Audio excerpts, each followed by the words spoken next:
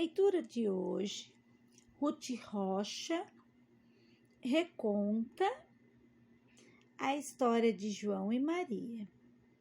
Ilustradores, Adilson Farias. Era uma vez um lenhador pobrezinho, que tinha 2 filhos, João e Maria. Quando ele não encontrava trabalho, a família até passava fome. Numa dessas vezes, Joãozinho escutou seus pais conversando. Eles tinham resolvido levar as crianças para o fundo da floresta e deixá-las abandonadas, porque não queria ver seus próprios filhos morrerem de fome. Joãozinho, que era muito esperto, encheu os bolsos com pedrinhas bem brancas. Então, no dia seguinte, os pais convidaram os meninos a irem para o trabalho com eles. Joãozinho foi andando um pouco atrás e foi atirando as pedrinhas uma por uma pelo caminho. Sua mãe reparou nisso e perguntou: "Por que é que você está olhando para trás?" "Estou olhando meu gatinho que está se despedindo de mim." Quando já estavam bem no fundo da floresta, os pais fizeram uma fogueira e deram um pãozinho a cada um, mandaram que as crianças esperassem por eles e foram embora.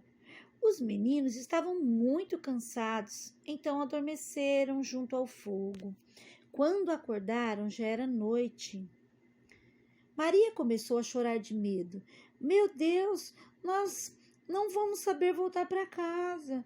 Mas Joãozinho acalmou a irmã até que a lua aparecesse no céu. Então as pedrinhas brancas que ele tinha jogado no caminho começaram a brilhar e eles puderam calmamente chegar em casa. Os pais se alegraram porque no fundo estavam arrependidos por ter deixado as crianças no mato. Passou-se algum tempo e a situação ficou ainda pior. Já não tinham nada para comer e o inverno vinha chegando. Mais uma vez, os pais combinaram de deixar as crianças na floresta. Mais uma vez, o Joãozinho ouviu a conversa.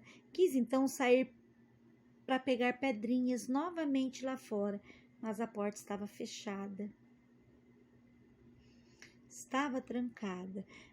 De madrugada, os pais chamaram as crianças, deram a cada um pedaço de pão e as levaram ainda mais para o fundo da floresta.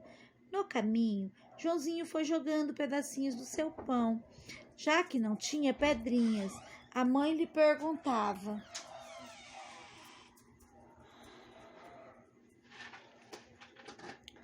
"Por que é que você fica olhando para trás?" E ele respondia: "Estou olhando minha pombinha que está se despedindo de mim."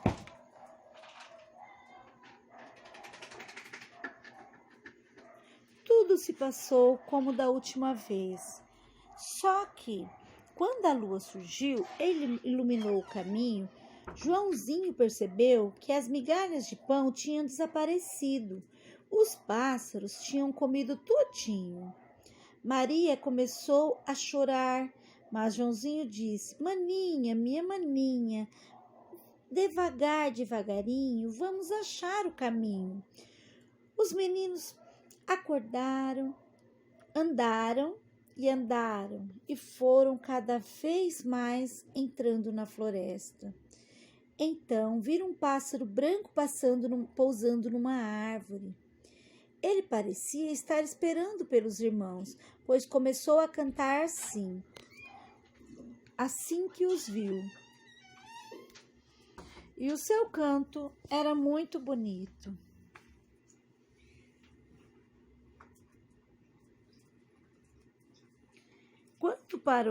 Quando parou de cantar, abriu as asas e começou a voar.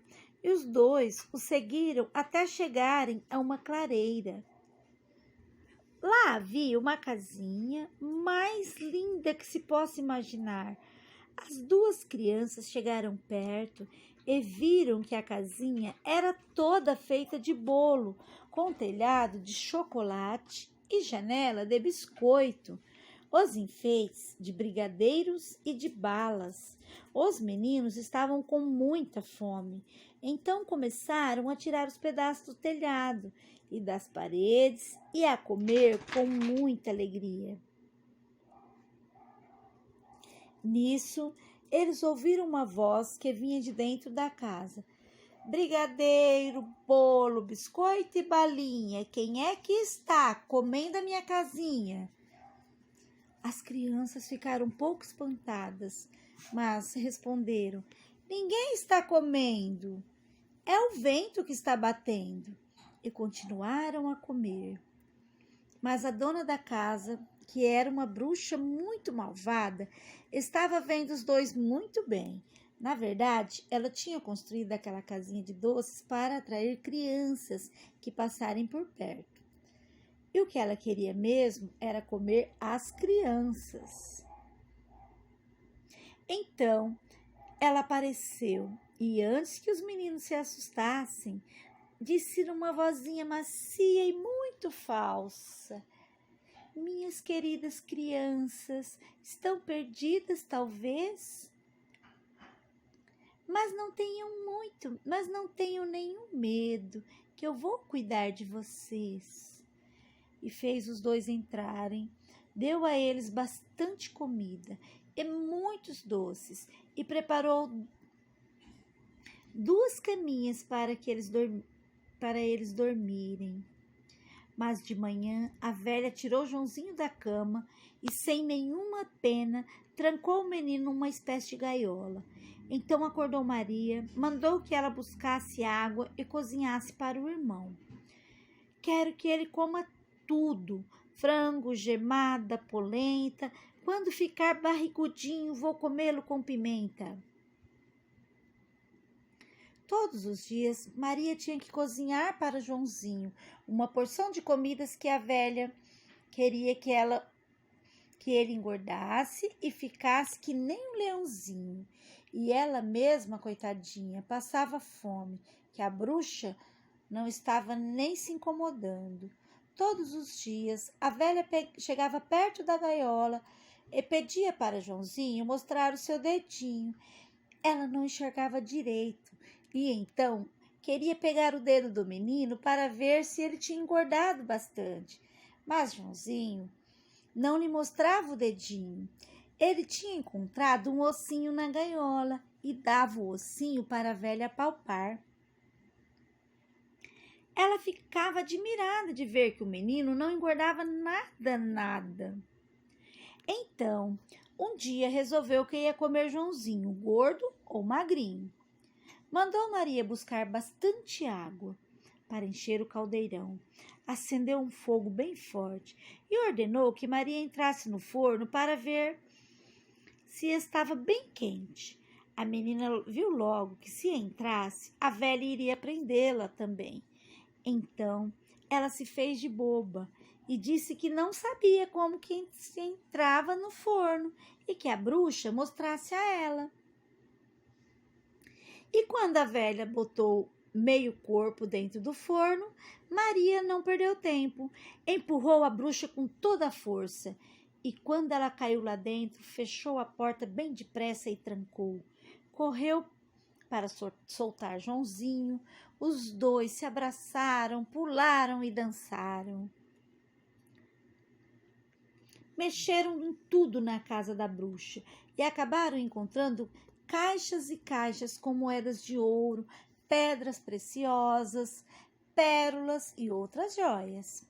Encheram os bolsos e mais uma sacola com aquelas riquezas e resolveram ir embora e ver se encontravam o caminho de volta. Foram caminhando, guiados pelo voo das aves, e dentro, em pouco, começaram a reconhecer o caminho de sua casa. Quando chegaram, foram muito bem recebidos pelos pais, que estavam tristes e arrependidos do que tinham feito. Com as riquezas que Joãozinho e Maria trouxeram, a família nunca mais teve dificuldades e foram todos felizes para sempre.